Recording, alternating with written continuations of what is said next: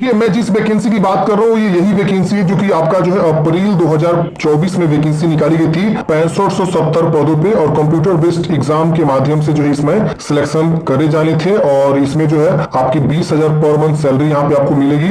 बिहार ग्राम स्वराज योजना सोसाइटी के तहत पंचायती राज डिपार्टमेंट गवर्नमेंट ऑफ बिहार के द्वारा जो है ये वैकेंसी आपकी निकाली गई थी, और इस वैकेंसी को पोस्टपोन्ड कर दिया गया था। नए सिरे से वैकेंसी यहाँ पे जो है अब यहाँ पे आने वाली है। तो इसको नए सिरे से बहाली को लेकर क्या कुछ अपडेट है यहाँ पे देखिए। कुछ दिन पहले मतलब आज से लगभग कई महीने पहले की बात है, एक बार और आवश्यक सूचना जो है पंचायती राज विभाग ने जारी किया था, जिसमें ये बताया था कि लेखापाल सह IT सहायक के रिक्त पदों पर नियोजन हेतु रोस्टर क्लियरेंस की प्रक्रिया अंतिम चरण में है। मतलब नए रोस्टर क्लियरेंस यहाँ पे करे जा रहे हैं, जिसकी प्रक्रिया अंतिम चरण में है। नियोजन प्रक्रिया से संबंधित प्रेस विज्ञप्ति विभाग द्वारा प्रमुख दैनिक अखबारों में शीघ्र जारी किया जाएगा। इस संबंध में सारी सूचना आधिकारिक वेबसाइट पर एवं विभाग के सोशल मीडिया प्लेटफॉर्म पर प्रदान की जाएगी। अभ्यर्थियों से आग्रह है कि किसी भी तरह का अफवाह से बचे तथा सही और विश्वसनीय सूचना के लिए विभाग के सोशल मीडिया प्लेटफॉर्म को निरंतर फॉलो करते रहे। तो ये कुछ दिन पहले जो अपडेट जारी किया गया था लेखापाल सह IT सहायक की बहाली को लेकर, यानी जो मैं यहाँ पे बात कर रहा हूँ इस भर्ती को लेकर, यानी जो है 6570 पदों पर जो बहाली आने वाली है। आज के डेट में जो अपडेट है वो क्या है, यहाँ पे देखिए पंचायती राज विभाग बिहार सरकार के द्वारा जो एक और नया अपडेट यहाँ पे जारी किया गया है सोशल मीडिया के माध्यम से। आवश्यक सूचना, पंचायती राज विभाग बिहार पटना द्वारा निम्न वर्ग लिपिक के 8,298 पदों पर नियुक्ति हेतु सामान्य प्रशासन विभाग बिहार पटना द्वारा रोस्टर क्लियरेंस के उपरांत बिहार कर्मचारी चयन आयोग को अधियाचना भेजी गई है। मतलब क्या कि जो पंचायती राज विभाग में लोअर डिविजन क्लर्क की जो परमानेंट भर्ती आने वाली है लेवल 2 सैलरी वाली वैकेंसी की, उसका जो है रोस्टर क्लियरेंस के बारे में बताया गया कि उसका रोस्टर क्लियरेंस जो है यहाँ पे हो चुका है, और इसकी अधियाचना जो है बिहार कर्मचारी चयन यानी BSSC को जो है भेज दिया गया है कि आप जो है इसका ऑनलाइन आवेदन लीजिए और आप जो इसका एग्जाम कंडक्ट करिए। बिहार पंचायती राज विभाग जो है सारा चीज क्लियर करके बिहार SSC को इस कर्मचारी चयन आयोग को जो है बिहार कर्मचारी चयन आयोग को जो है सारा जो है जानकारी शेयर कर दिया है कि आप जितना जल्दी हो सके इसका आवेदन प्रोसेस करा के सिलेक्शन यहाँ पे स्टार्ट कर दीजिए। तो अब यहाँ पे इसी कड़ी में लिखा हुआ है इन पदों नियुक्ति प्रक्रिया पूर्ण होने के उपरांत, मतलब जो है ये जो पद है इन पदों पे जो है नियुक्ति प्रक्रिया जैसे कंप्लीट हो जाती है उसके बाद जो है बोला गया कि विभाग द्वारा आवश्यकता अनुसार लेखापाल सह IT सहायक के रिक्त पदों पर नियोजन हेतु विचारोपरांत निर्णय लिया जाएगा। यानी अब ये वैकेंसी जो है काफी डिले भी हो सकता है, क्योंकि सरकार यहाँ पे साफ साफ बोल दिया है। आप यहाँ पे देख सकते हैं कि जो है जब हम LDC वाला पोस्ट को जो है क्लियर कर लेंगे, अब देखिए बिहार कर्मचारी चयन आयोग का जो है हैंड में जा रहा है वैकेंसी ये जो LDC वाला है। तो अभी आपने देखा कि इससे पहले इंटर लेवल वाला भी अभी एग्जाम पेंडिंग में है, कब एग्जाम का कोई आता पता नहीं है, कोई अपडेट नहीं है। अगर ये बहाली 8,298 पदों की बहाली फिर से अगर बिहार SSC लटका देती है तो 2 साल 3 साल बाद भी ये कुछ सुनवाई नहीं हो सकता है, समझ लीजिए। तो लेखापाल सह IT सहायक भी यहाँ पे आप भूल ही जाइए, समझ रहे ना। अब यहाँ साफ लिखा गया कि जब तक हम LDC वाला प्रक्रिया को समाप्त नहीं कर लेंगे तब तक हम जो है इसके ऊपर कोई विचार नहीं करेंगे।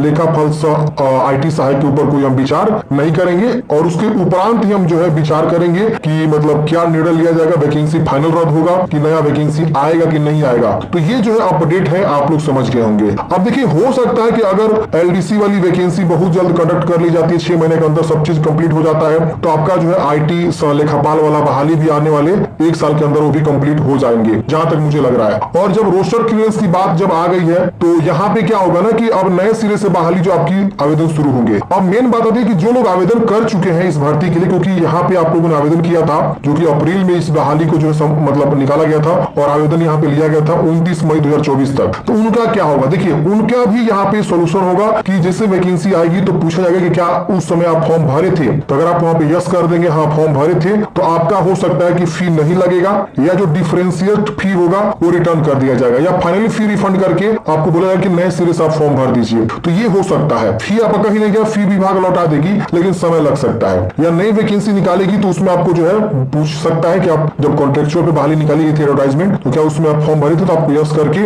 और आवेदन संख्या देके फी को रिफंड कर लेना है, मतलब फी आपका नहीं लगेगा। तो ये बहाली जो है कॉन्ट्रेक्चुअल पे निकाली गई थी और मैंने आप लोग को फॉर्म भर के वीडियो बनाया था, लेकिन इस बहाली का भी जो है फिर से डिले होने का पूरा चांस लग रहा है, जिस प्रकार से पंचायती राज विभाग ने अपडेट यहाँ पे दिया हुआ है। क्योंकि LDC का वैकेंसी इतना जल्दी संपन्न होगा नहीं, तो लेखापाल की इतना जल्दी बहाली आएगा नहीं, ये ध्यान रखिएगा। और वैकेंसी हो सकता है कि लेखापाल वाला रद्द भी हो जाए, समझ रहे ना। तो इस चीज को विशेष ध्यान देना। अगर ये बहाली आती है तो इसमें क्वालिफिकेशन क्या रखा जाएगा, तो BCom, MCom और CA इंटर ही यहाँ यहाँ पे फॉर्म भरेंगे। आप अकाउंटेंट कम IT असिस्टेंट कहलाएंगे। 6570 पदों बहाली रहेगी, जिसमें 4270 मेल के लिए, 2300 जो है यहाँ पे फीमेल के लिए। CBT एग्जाम यहाँ पे कंडक्ट करे जाएंगे, कंप्यूटर बेस्ड एग्जाम, और उसके आधार पर आपको यहाँ पे सिलेक्शन किया जाएगा। सैलरी जो है 20,000 आपको यहाँ पे मिलेगी, लेकिन अगर परमानेंट नौकरी होती है तो सैलरी यहाँ पे आपको अच्छे खासे देखने को मिलेंगे। लेकिन उस समय जब वैकेंसी आई थी अप्रैल महीने में, तो इसमें जो है कॉन्ट्रेक्चुअल पे आधार पे जो है वैकेंसी को बोला गया था कि 100% जो है आउटसोर्स कॉन्ट्रेक्चुअल होगा, और आपको 3 साल के लिए यहाँ पे कॉन्ट्रैक्ट कराया, मतलब कॉन्ट्रैक्ट साइन कराया जाएगा। और इसमें एप्लीकेशन फी जो है आपका वही 500 रुपए लगे थे, और 250 रुपए फीमेल के लिए, और SC/ST बिहार डोमिसाइल के लिए 250 रुपए, विकलांग फीमेल के लिए 250 रुपए आवेदन शुल्क यहाँ पे लगे थे। एज लिमिट जो है यहाँ पे न्यूनतम 21 वर्ष रखा गया था, और जनरल मेल के लिए, इलेरोस मेल के लिए 45 वर्ष, और जनरल फीमेल के लिए, इलेरोस फीमेल के लिए 48 वर्ष, BC मेल फीमेल के लिए 48 वर्ष, और SC/ST मेल फीमेल के लिए 50 वर्ष तक जो है यहाँ पे एज लिमिट आपका जो है रखा गया था। तो यही एज लिमिट होना चाहिए जो भी नई वैकेंसी सीरीज से आएगी तो, और न्यूनतम उम्र सीमा यहाँ पे 21 वर्ष रखा गया था। और इसमें देखेंगे यही बोला गया था कि BCom, MCom या CA इंटर अगर आपने जो किया हुआ है, वो जो है किसी न किसी रिकॉग्नाइज जो है सेंट्रल एजुकेशनल बोर्ड या स्टेट गवर्नमेंट बोर्ड या किसी यूनिवर्सिटी से जो है मान्यता प्राप्त होना चाहिए। और 50% वेटेज जो होगा एजुकेशनल क्वालिफिकेशन पे था, और 50% मार्क्स पे था। मतलब क्या कि आपके जो BCom में या MCom में जो परसेंटेज है, तो उसमें आपका 50% वेटेज था, प्लस जो आप CBT में स्कोर करते, कंप्यूटर बेस्ड जो एग्जाम होता है इसमें, उसमें 50% दोनों को मिला के जो आपका यहाँ पे परसेंटेज एक ओवरऑल तैयार होता, और फिर जो आपका फाइनल मेरिट्स तैयार होता। तो इस तरह से था। और यहाँ पे देखिए 12-36 यानी 36 मंथ 3 साल का कॉन्ट्रैक्ट पे बहाली निकाली गई थी उस समय जब बहाली आई थी, ठीक है ना।